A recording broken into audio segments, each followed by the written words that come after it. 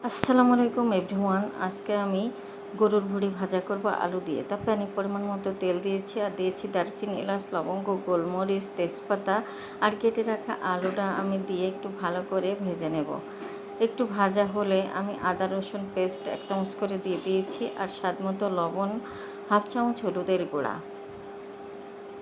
দিয়ে একটু ভালো করে নেড়ে নিয়েছি। 1 চামচ পরিমাণ ধনিয়ার গুঁড়া, 1 চামচ শুকনো মরিচের গুঁড়া, 1 চামচ জিরার গুঁড়া দিয়ে ভালো করে নেড়ে নিয়ে আমার আগে থেকে কেটে ধুয়ে রাখা, জাল করে রাখা ফ্রিজে ভুঁড়িটা দিয়ে দিয়েছি। দিয়ে গরম পানি দিয়ে ঢাকনা দিয়ে ঢেকে রেখেছিলাম সিদ্ধ হওয়ার জন্য। মাঝে মাঝে আমি ঢাকনা তুলে নেড়ে দিয়েছি। আমার সিদ্ধ হয়ে গেছে। নামানোর আগে আমি কয়েকটা শুকনো মরিচ ছেড়ে দিয়েছি আর গোটা রসুন দিয়েছি আর বেশ কিছুটা পেঁয়াজ কুচি দিয়ে ভালো করে ভেজে নামিয়ে নিয়েছি। তো আমার রেডি। আল্লাহ হাফেজ।